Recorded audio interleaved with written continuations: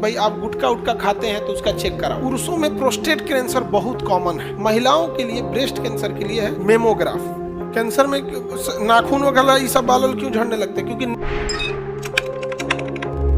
देखो बाबू, हम लोग क्या है ना कि अगर कोई गांठ वगैरह है तो देहात वगैरह में, जैसे अमूमन देखिएगा शरीर में कहीं गांठ होगा, महिलाओं में जरूर ब्रेस्ट में हो जाता है, वो कॉमन हो जाता है, तो उन लोग को लगता है कि ये सही हो जाएगा यहाँ पर। फिर कभी ये वाला होम्योपैथ की कभी कोई दवा खाएगा, कभी जड़ी बूट खाएगा, एगो तो होखला के 6 महीना ले छुपैले रहेगा, कोई होगा कि नहीं होगा यहाँ पे।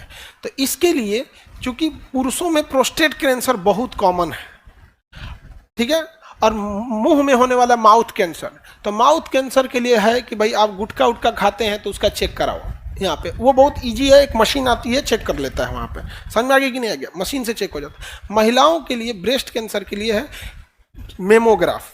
मेमोग्राफ मशीन होती है, वो ब्रेस्ट कैंसर के लिए होती है, वो स्पेशली महिलाओं के लिए ही बनाया गया है। उसमें एक मशीन होती है जिसमें एक्सरे निकलता है, उसमें ब्रेस्ट को प्रेस करके और उस पर से क्या डाल दिया जाता है, एक्सरे डाल दिया जाता है, जिससे वो पता चल जाता है कैल्सिफिकेशन तो नहीं है, मैलिग्नेंट तो नहीं है, या कहीं बार्ड रिपोर्ट कितना रेशियो में गया है।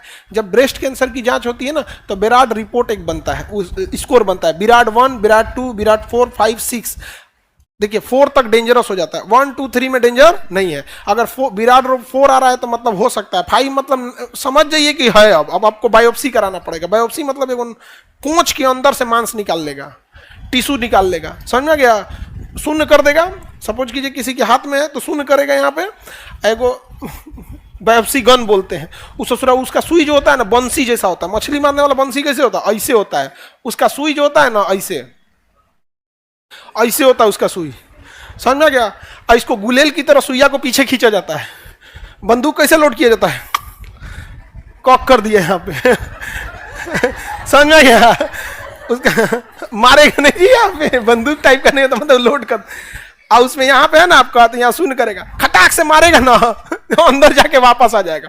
अंदर जाने का चल गया, आई बकोट के लेके चल आएगा इतना मांस, टिश्यू लेके चलाएगा। उसकी जांच होगी क्योंकि माइक्रोस्कोप से देखना पड़ेगा।